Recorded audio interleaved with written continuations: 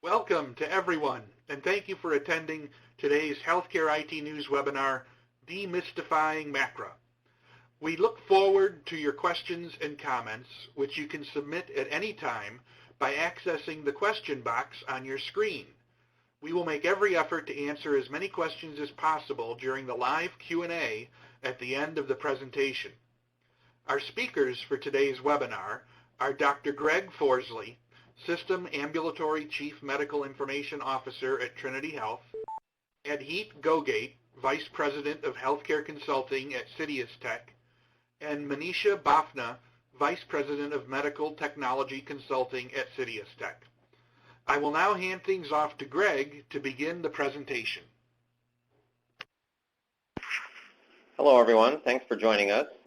We are really going to try and make this kind of a whirlwind tour, and many of you may have dipped into trying to learn about the regulation already, but for some of you it may be kind of a first effort, and I think we're going to try and find the sweet spot between giving you basic information and giving you information that's relevant, especially as it relates to the MIPS program.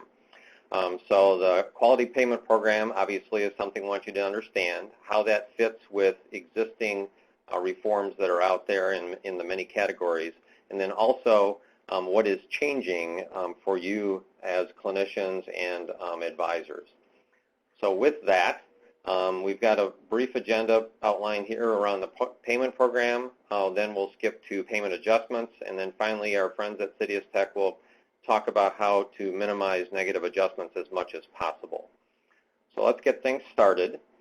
And what I want to talk about first is what is the goal of MACRA. MACRA was really designed, focused on the Medicare Part B clinicians, and not really for hospitals or Medicaid providers.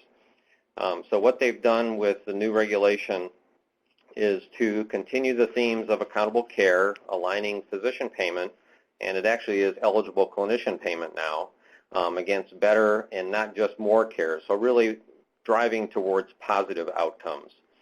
The other important message there is that they're trying to streamline all of the quality reporting programs into one, obviously the quality payment program, and it does give an opportunity for multiple pathways for this activity, so you can kind of look at it as I can kind of jump in with both feet, or maybe I can ease into it. But if you've already been participating in any of the federal programs, which we'll talk about in a minute, then you've got a good taste of where you're headed with this new effort around MACRA and MIPS and APMs. The 4 performance categories you can see: quality resource use, advancing care information, and clinical practice improvement activities we'll go into in more detail. But those then can be split into rewards in 2 tracks. One is track 1 related to the merit-based incentive payment system, and track 2 is alternative payment models, which is really focused more on risk-based coordinated care.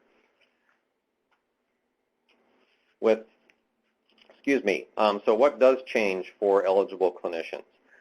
So it's important that we recognize that we have to adhere to the reporting requirements, but it does integrate the programs into one, as I mentioned. It is important for us to be able to benchmark our performance across those 4 categories, but it does set strong incentives for us to be continuously improving our quality and our cost of care, because there is some downside risk and downside challenge with this, as you'll see. It does create incentives for coordination of care. So you're not just accountable for the care that's being delivered by the eligible clinician. It also relates to others that are also touching that individual for care delivery. But one of the more important things for those of us that challenged the Congress for a number of years is that it does finally get rid of the threat of the sustainable growth rate formula, which was going to cut physician payments upwards of 26% the last time it was passed on and avoided. But we should therefore then look to improve quality and value for care for those Medicare delivered patients and their outcomes. So with that, the existing quality programs that you're familiar with are listed there. So we have the Physician Quality Reporting Program, where we had 9 measures, and it still exists for another 2 years. We also have the value-based modifier payment modifier, and that is something that currently is being affected by everyone. And then in addition to that, the Meaningful Use Program, or if you will, the Medicare EHR Incentive Program. To try to translate and cross the three in terms of what's happening with that, the PQRS program and the quality portion of the value-based modifiers become the quality measures for going forward. And in the Federal Register, there are pages and pages and pages of quality metrics that can be selected, over 200 of them actually that cover about 100 pages in the register. And 80% of those are geared to specialties, but there are some cross-cutting measures, and so you have to pick at least one outcome measure and one cross-cutting measure, and that accounts for 50% of your quality-based performance score in that first year. Next is the resource use, which is really focused just on the cost domains, and this is something where there is no reporting done by the practice at all or by the physician or medical group. This is something that CMS calculates. So they do it based upon the cost measurements and the claims information that they receive. Next, then you have, which is really taking over for the Meaningful Use Program, the Advancing Care Information, where you take 6 objectives from stage 3. But one of the more important elements there is that it really does require that you use a certified EHR. So it really is advancing the cause of making sure that we're all using digital platforms going forward. There are 2 potentially achievable scores. There's a base score that you can get up to 50, and then there's a performance score that you can get up to 80. And they do offer a bonus point if you do happen to have picked one of the measures that are public health in focus. Ultimately, in that area alone, since it's worth 25%, if you do get a composite score of over 100, then you get full credit for that area. The new category that we've not seen before is the clinical practice improvement activities. And there are 93 activities that are categorized under the various patient safety, care coordination activities. You have to pick at least 3 up to about 6, again, and those are based at about 15%. But the important thing to note there is that if the clinician practice is already part of a medical home, they get full credit in that category. This all results in a MIPS composite score, so the CPS, if you will, and we'll talk a lot more about that in just a couple of minutes. If I pick track 1, which is the MIPS program, which is what CMS predicts that most of the clinicians will be in to start with, it's all earlier eligible physicians, but then they've also added additional eligible clinicians, which is their term for it.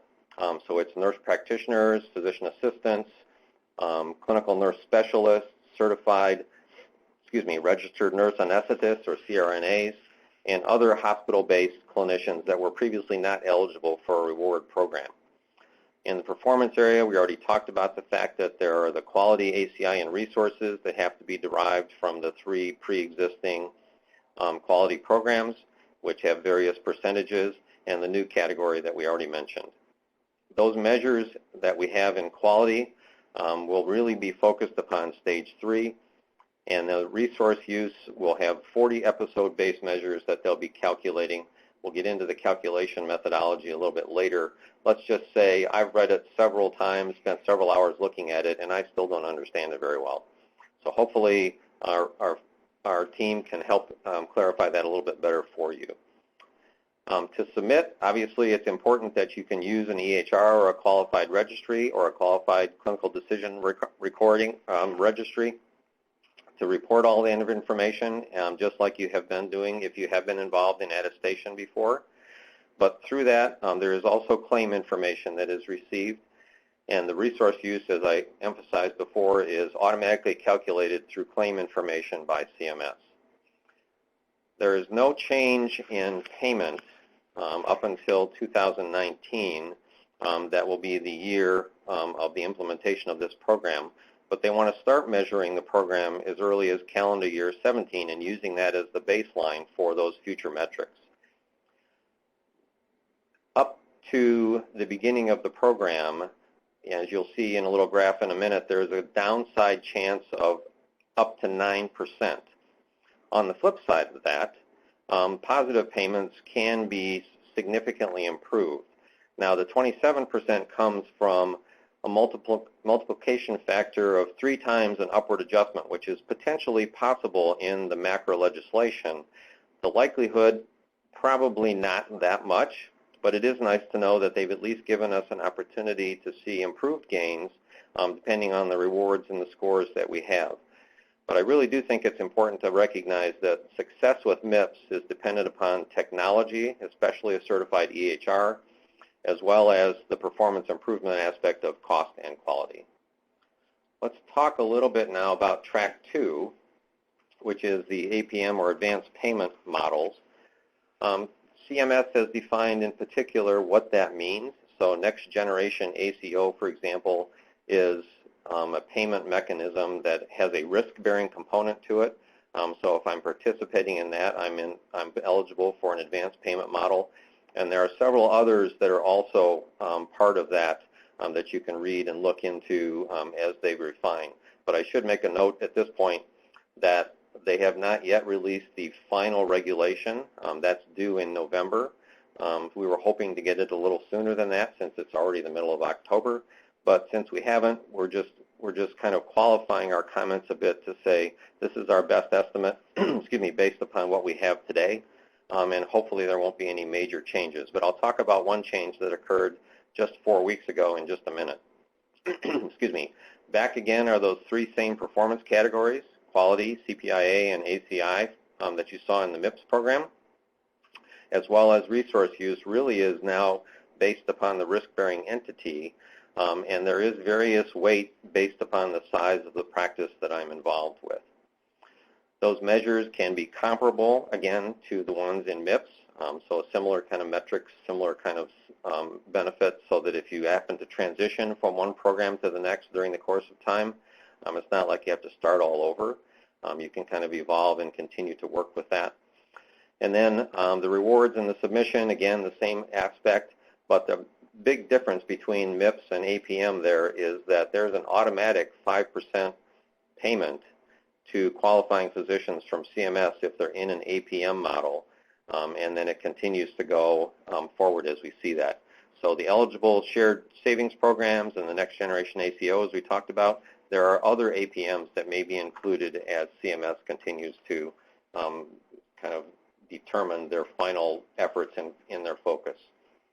This is a very busy slide, apologize for that, but at the same time it's really a one-shot snapshot of what happens over the next 10 years within this program, assuming that there are not any major changes that occur once it begins. So you can see that we're expecting the final rule on the left side in November, and then what happens is they will continue the Meaningful Use program, the PQRS program for the next 2 years, but during that time they will be looking at feedback, they will be looking at measures updates, they will be hopefully moving you forward to contribute to Meaningful Use Stage 3. I read somewhere, and I haven't verified it yet, that Stage 3 Meaningful Use criteria are what's required for 2018, as opposed to if I'm using Stage 2 and 17, I can continue to use that. But it is important to notice that the yellow bar in the middle where the sunset of VM, PQRS, and Meaningful BBM and Meaningful Use occurs right there at the end of calendar year 2018. There is, at the bottom, a different track that you notice, and that's the track of MACRA and MIPS. So what happens there is there's a performance gate that opens starting January 1st. And initially, we were asked to be submitting data for the entire year for that performance period. That would be submitted, as you know, no later than March of 2018. And then it was reviewed and determined by CMS how you did with that. Then you move into the payment adjustment period that starts in 2019. As you can see, the MIPS payment adjustment line where there is the gray bar there, and you can see where there's a potential for exceptional performance, as well as every year there's a plus and a minus that occurs because it is a zero-based budget that they are planning on. So though there will be some good performers and there will be some not so good performers, and those that are getting under reimbursed because they have a negative performance are the ones that fund the positive piece of it. So it's important that you stick on your own pace and be able to work with your technology vendors and the analytics folks to create the right map going forward. What happened on September 9th was that CMS announced a slight variance from that one-year submission, which actually is a significant variance.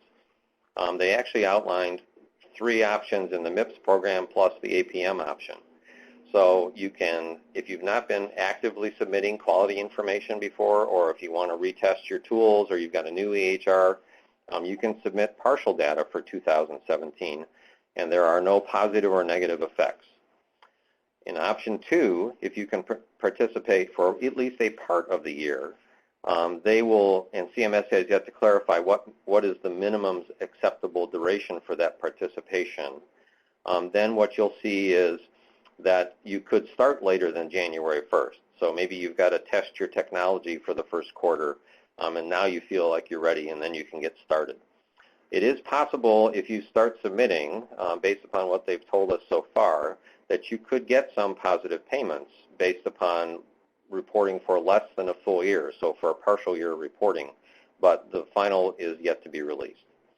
Option 3 obviously is one where if I'm ready to go, my EHR is ready, my registries are ready, my team is ready, my specialty partners and my primary care partners are all organized and they're thinking in terms of quality reporting and managing and coordination of care, then they can go in and submit data for the full year. That begins then January 1st, and there is the likelihood that you will see positive payments because, importantly, there are no negative payments for any submission in 2017. So that's a very important message that CMS has given us, which is go ahead and jump in. You got nothing to lose, so to speak. And then option 4 is what we spent a little time on before, talking about the APM or advanced practice management, arrangements, advanced payment models, where you have the risks and rewards that differ depending on the APM that I'm involved with, but I do qualify for that 5% incentive. Let's take a pause and move to a little more deeper dive into those payment adjustments, because I think that's something that people, myself included, tend to kind of get lost in. And when you look at the potential that we've talked about already, starting in 2019, you can go up or down 4%. We already talked about the fact that MACRA allows for those to be higher, but as you see the gray timeline at the bottom, there is a 4, 5, 7, and 9% opportunity plus or minus that occurs depending upon the proposed payment schedule that they've shared with us already through CMS. The important thing there is the $500 million that's available for exceptional performance for those 5 years, each of 5 years, starting in 2019. So that should help to mitigate any of the negative adjustments, but at the same time, the truth is in the calculations and the final rules as they come through and kind of help us sort through what's happening there. So to kind of help walk us through a little bit more of that, I'm going to turn it over to Adit, and we will let him walk us through the payment adjustment formulation. Thank you, Dr. Gray. I'll cover 3 main areas in my part of the conversation. The first page, we'll talk about the method that the physicians and clinicians are going to have to use for submission. And though a lot is going to change, as Dr. Gregg pointed out, the process for declaring and ensuring adherence remains essentially the same as before, right?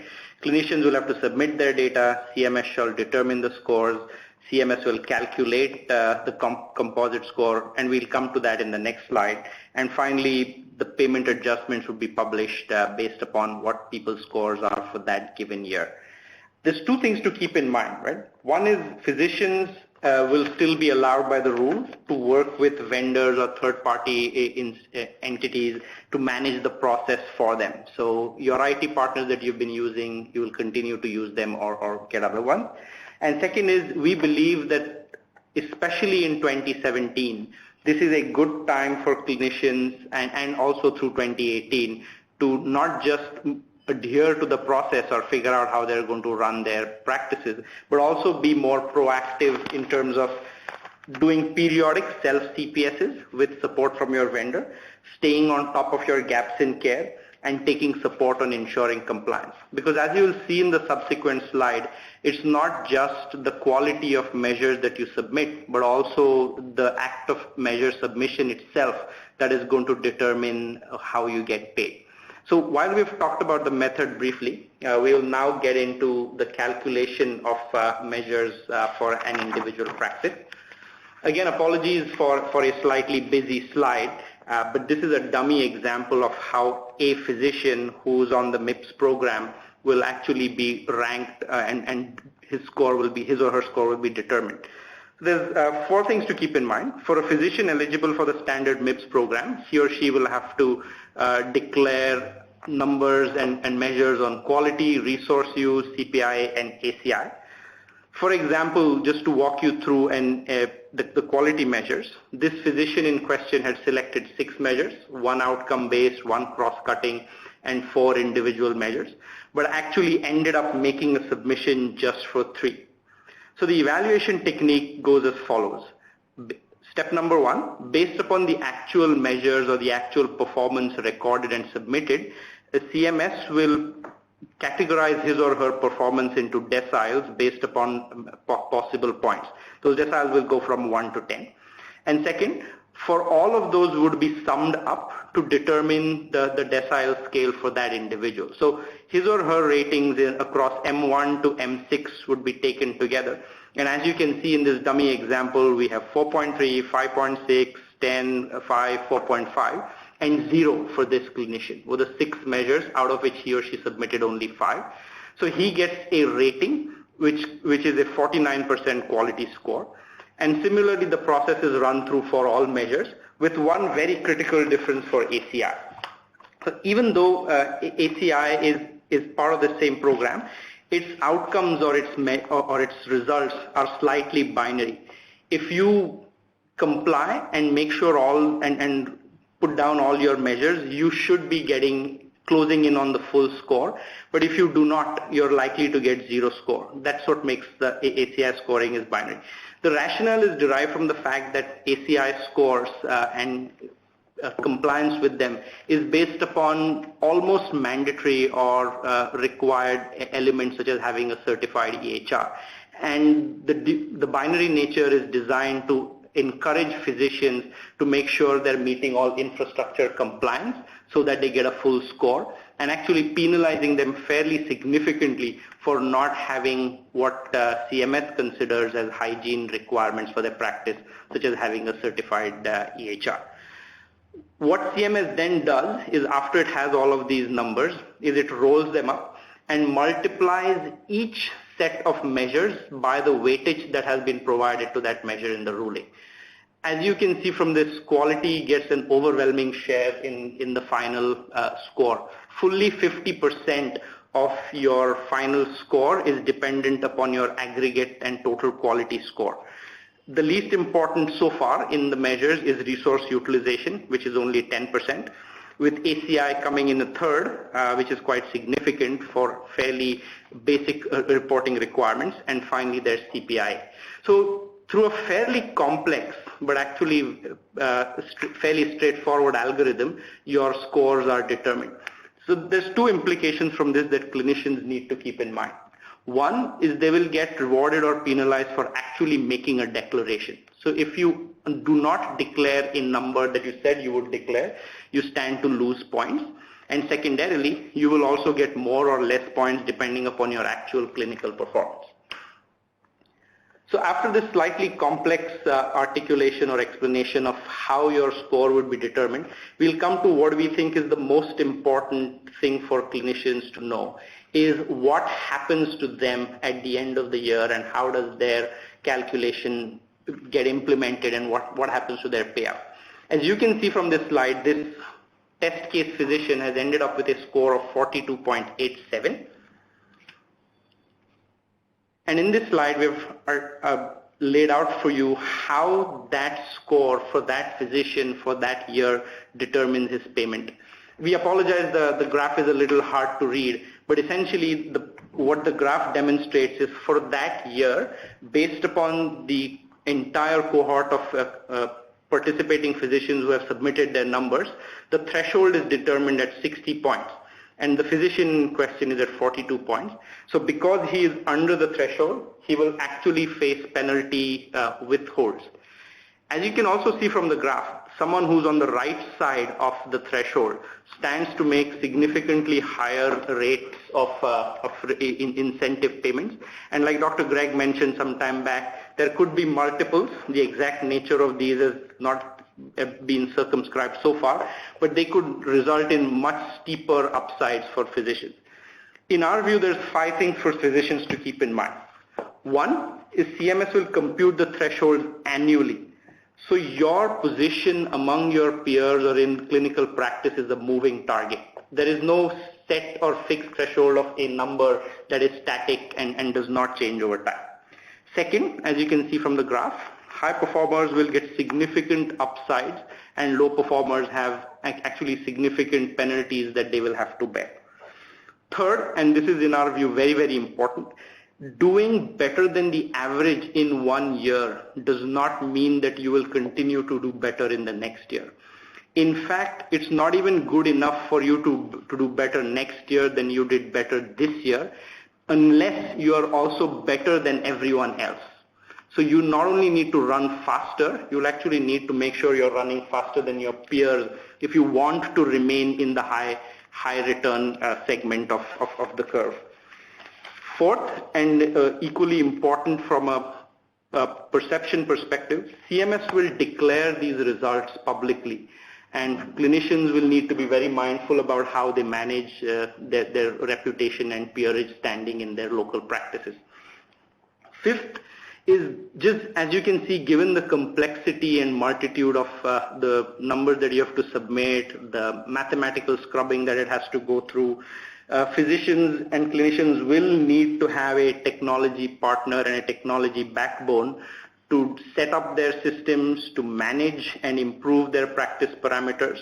And like Dr. Greg mentioned, really think of 2017 as a head start in which to get fully into the system and familiarize yourself with what MACRA is all about and how to set your practice up for success.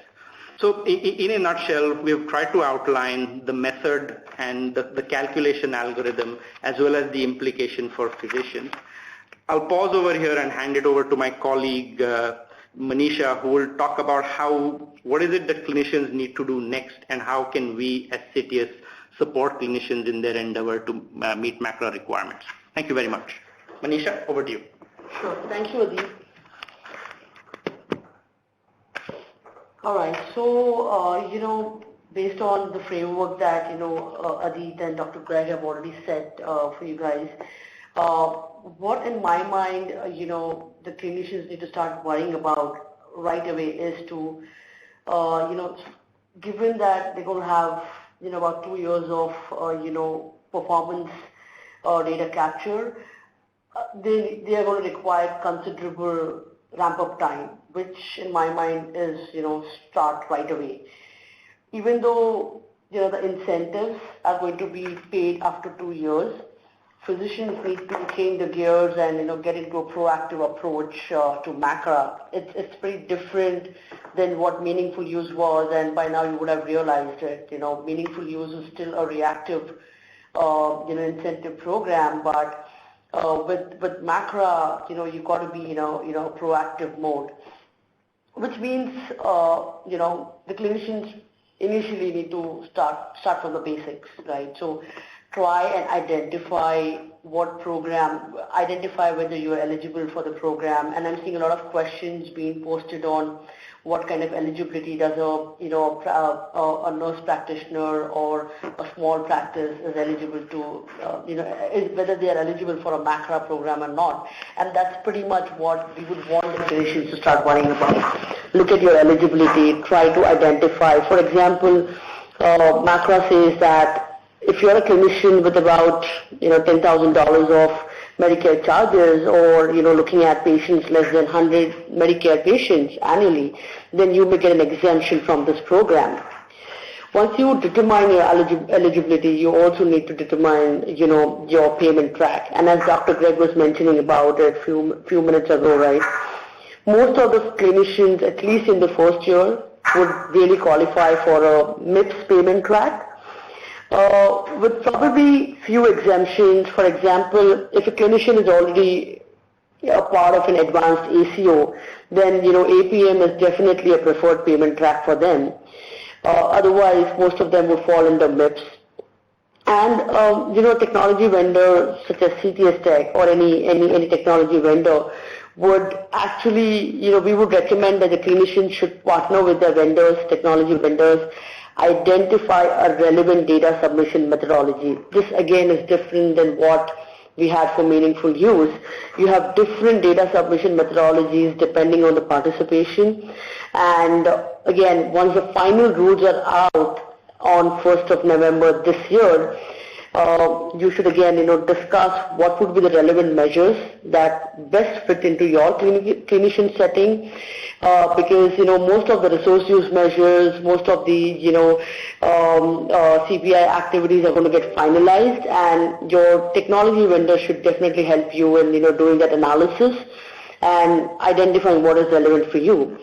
Apart from that, educating your clinicians, ensuring that your office staff or your hospital staff is using a certified EHR, because ACR is one category where, although as Adit was mentioning, the scoring technique is a bit complex, but in my mind that's one of the categories where our physicians today are already in a comfort zone, given that they have been using a certified stage 1 and stage 2 EHR.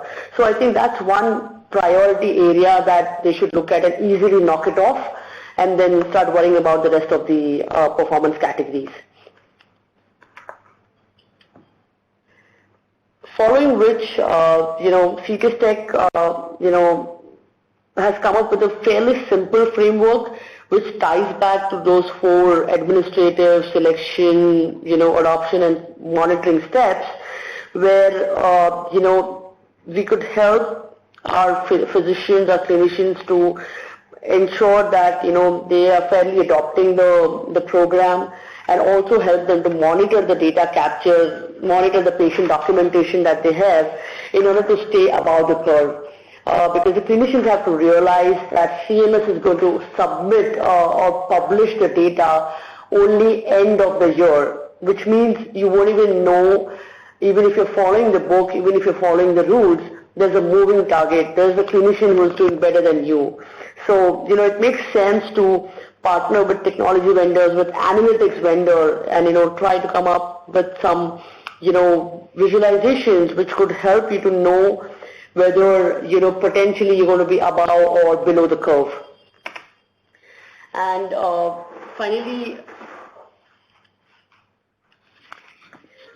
the way CitiusTech can help our clinicians is, right, I mean, we have the expertise in understanding the MACRA regulation. We've fairly done a lot of EHR related work, and we have accelerators, in-house accelerators, which could help our clinicians to comply with the MACRA regulations. So there are various areas where our ONC certified integrated analytics solution could help the clinicians to proactively fix the gaps in care, to do the right thing, to provide finest quality of care to their patients, monitor the spend, which is more important, right? Most important, the quality and resource use. By the way, resource use weightage is going to vary from 10% to higher weightages in the coming years.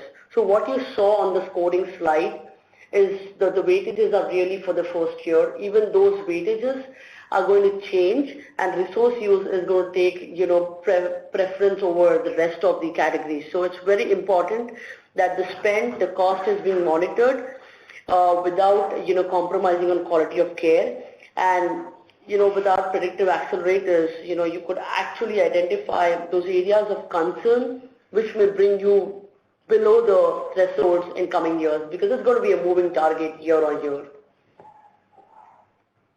All right.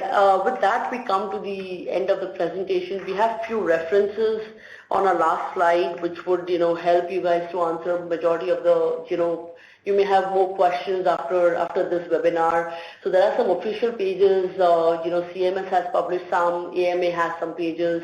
HIMSS as well as CitiusTech also has, relevant pages on MACRA. And if you have any question, apart from the questions that you have posted on the Q&A box, feel free to write to us at info@citiustech.com, and we'll try our best to answer your questions.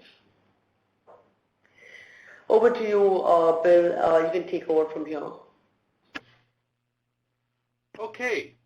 Thank you very much for that very informative presentation, Greg, Adhit, and Manisha. We do have time for some questions, so let's begin. First of all, how will MACRA interact with bundled payments, for example, cardiac bundles?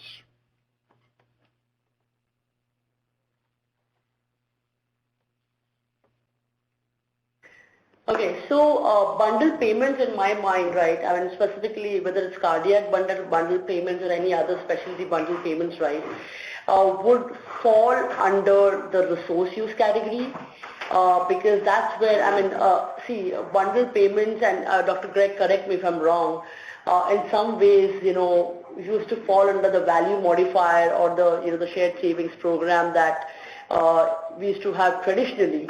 And that would directly map to the resource use performance category. So, the clinicians might continue to, go ahead with the bundle payment programs, and whatever claims that they submit, those claims will be monitored by CMS, by ONC, based on the resource use evaluation technique. Okay, our next question. Are you scored strictly on your own performance and reporting, or does the score change based on how you measure up against other providers?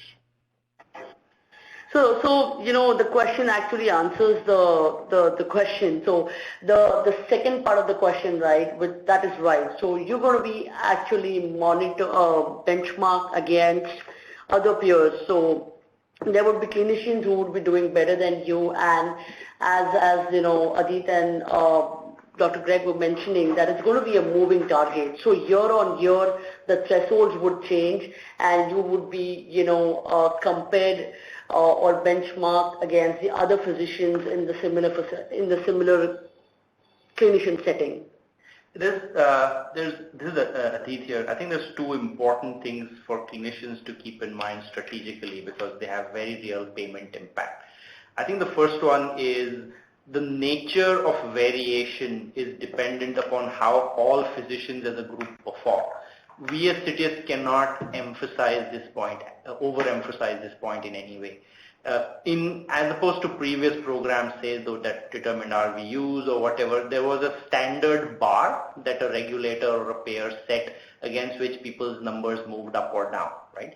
Here, your quality measures might be good, but the key thing to keep in mind is how do they compare against those of all your peers. So like our fictitious physician, you might think you've done well, but if your peers have done better than you against the measures that they have selected, you're going to have a bit of an issue. That's one very important thing to keep in mind. So yes, the measures, the threshold itself is a moving target, and it isn't one that is regulatorily or arbitrarily defined, but it is a collective of all physicians' performance. Second is the threshold as it stands right now will be recomputed every submission year. What this means is if a clinician improves, he or she may not necessarily be guaranteed to be in the same cohort of superior or inferior performance until and unless he or she also knows how the rest of the physician cohort has moved.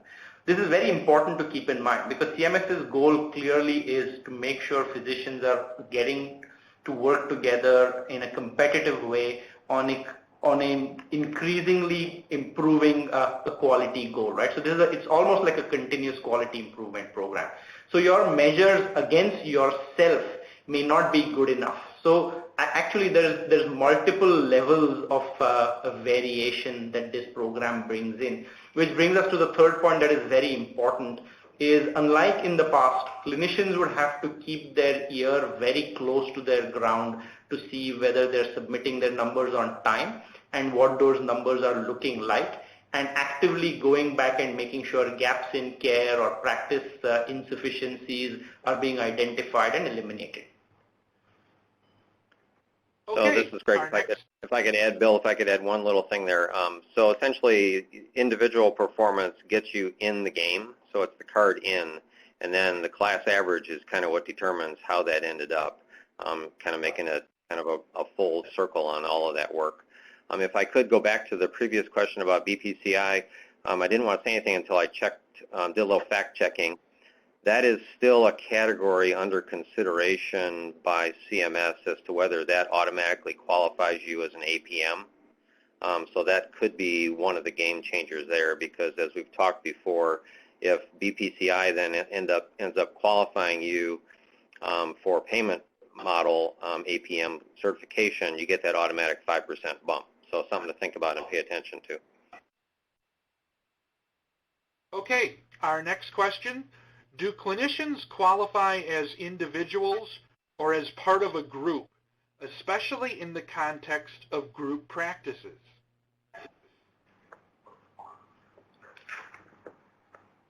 So physicians would qualify under group practices as well if they're submitting the data via the clinician TIN. So they have the practice TIN. So if you are submitting data as a group, you need to submit that. Or if you're submitting as an individual physician, you got to use your NPI. Yeah, for the most part, what we've seen is that they're planning at CMS is planning on this point at using the TIN, and so it kind of depends then how you've been active within. So if you're a group that submits under a single TIN, it'll be a record based on that, unless they change it in the final rules. Okay, another question from the audience. This audience member says, it sounds like practices are graded on a curve. Is it national, regional, or local?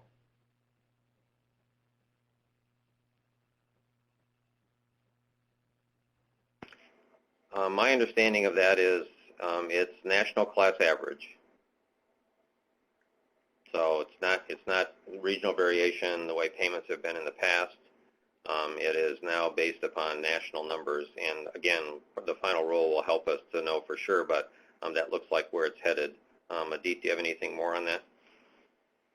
No, from our understanding so far it's national. There's no explicit indicator of any regional groupings that we have heard of. Okay, another question. What year does the EHR need to be certified for? 2015?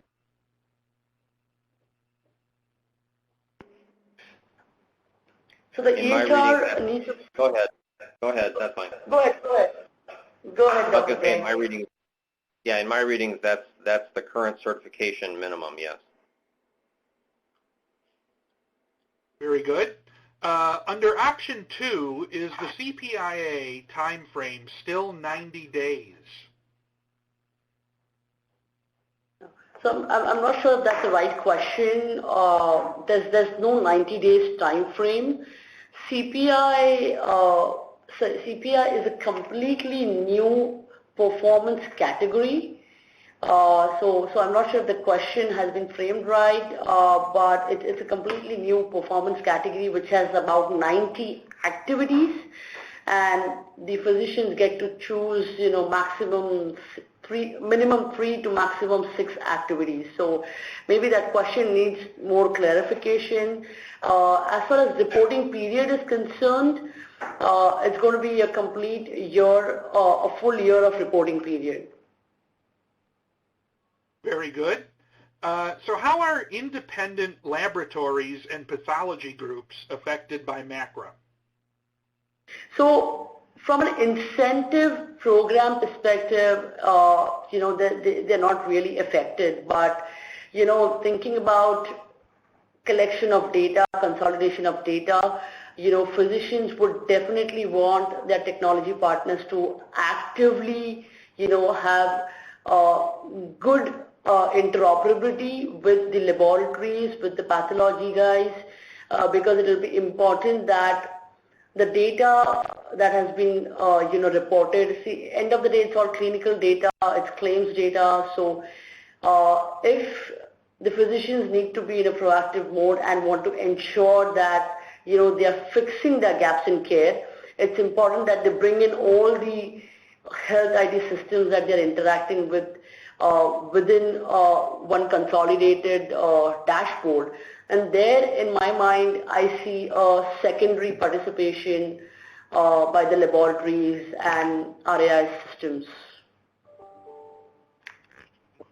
Okay, our next question.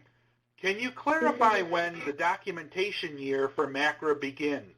I thought documentation for MACRA begins January 1st, 2017, and the positive negative payment adjustments will occur in 2019. That is correct. It's correct if you're reporting for the full year, but if you've chosen the less than full year option for 2017, it's a different time frame. Yeah, and we would sorry, still want to wait. Yeah. Sorry, no, I was just saying we would still want to wait till the final rules are out. But my strong recommendation would be 2017 should be used as a head start year. Consider that you are reporting for full final year. It does not any which will impact you for any negative payments. So you're either positive or neutral. Okay, our next question from the audience. There are incentives and penalties. I have not heard anywhere what the neutral baseline payments would be for services. I think we have articulated the structure of the program and what the threshold is going to be determined quite clearly.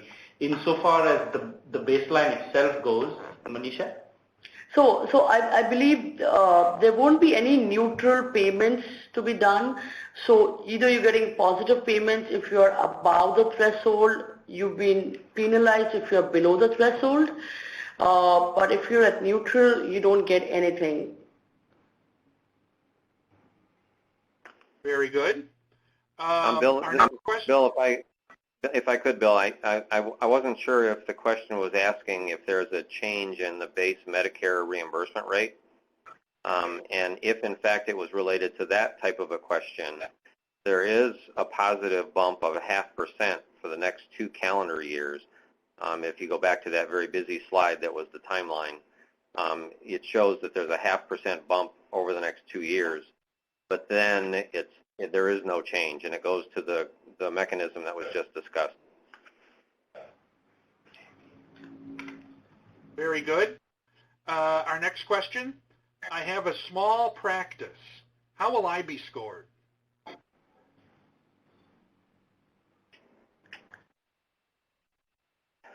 So You have to first meet the eligibility requirements in terms of a certain volume of Medicare patients and a certain dollar threshold, which will be confirmed and affirmed in the final rule.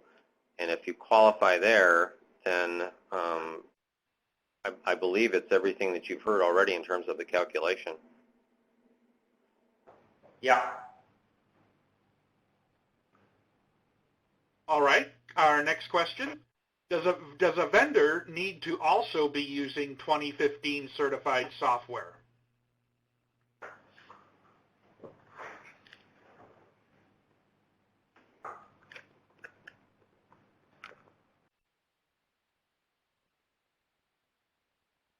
Do one of you want to take that question? yeah, so the vendor will have to use a stage 3 certified EHR. Certify, let me correct, the vendor will have to certify to a stage 3 appropriate EHR. Very good. Another question. If you are at the threshold, not positive, not negative, what payment would you receive? Similar to the current Medicare fee schedule? This is another question along the lines of a recent question. I think there could be some clarification here.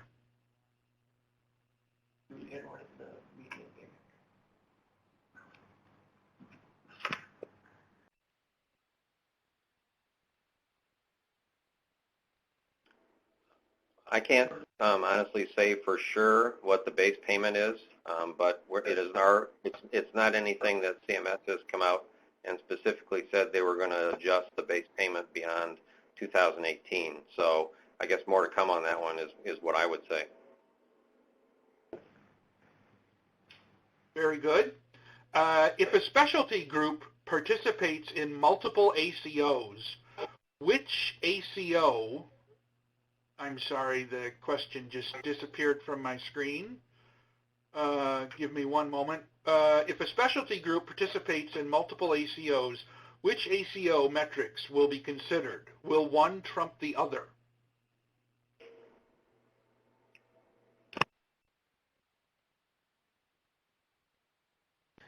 So Dr. Greg, if you want to clarify this, but I believe, I don't think it's clear at this point of moment. There are multiple ACOs identified, and once the final rules are out, CMS is actually planning to extend this to other APMs, but whether or not one ACO will triumph over the other is still not clear. But that's a good question.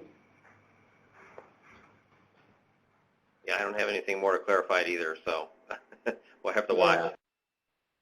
Yeah, we'll have to watch, but that was a good question, yeah. Okay. Are hospitals and group practices treated the same in regard to submissions?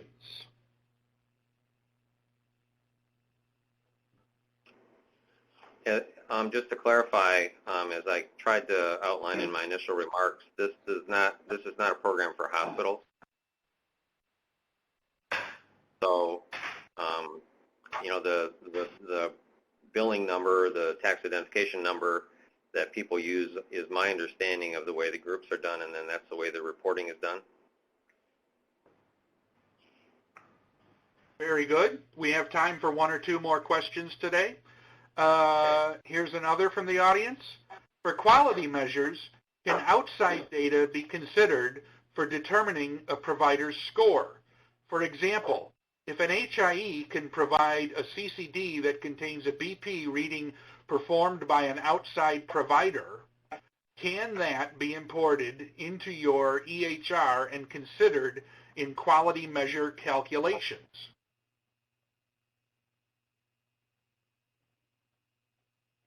I don't have an answer. Yeah, and I can give this would just be my point of view to this answer to this question. So again, we'll have to wait for what are the exact measure definitions which CMS has not published yet. Those exact list of measures and definitions are going to be out in the final rule. But if I logically look at this, right, as long as it's the same physician who's using the EHR, even if the CCD is received from an HIE, right, or from any other system, as long as that patient was seen by this physician, right, the data can be used as long as the encounters, the visits, or the relevant data in the CCD was prescribed or diagnosed by that physician in question. And this would just be my point of view, just giving a logical response to this. We'll have to wait for the final. Yeah. Very good, and we have time for one more question. And this audience question, the audience member says, how will your company be able to help us with MACRA planning?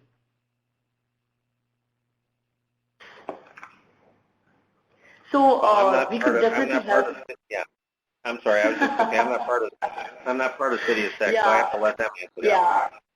And this is the best question so far. Yeah, I mean, certainly we can help you, and the last few slides actually talk about how we can help clinicians. We have a fairly good framework in place. We have services and solution accelerators which can help you, and you can actually reach out to us if you don't mind sharing your details. Whoever has put up a question, we can reach out to you as well, and we can take it forward from there. Yeah, but very briefly, I think the three elements, specific offerings to keep in mind is one is for your reporting requirements. We have an ONC certified framework where we have more than 600 quality measures that you can use virtually out of the box. We can support you for your visualization requirements so that you can monitor gaps in care, which will determine whether your scores move up or not. And for any specific issue where you're finding stubborn performance challenges, we have a predictive analytics and an analytics division that can delve into your data, including very large size data, to understand what exactly is going well or not going so well in your clinical practice that is driving, or as the case may be, not driving the outcomes that you seek. Okay, thank you very much, Greg and Heat and Manisha. We trust that everyone today has found this event educational. Please be sure to complete the evaluation that will pop up on your screen and share your thoughts with us. Today's session will be available on demand until January 11th, 2017. And everyone, please have a wonderful day.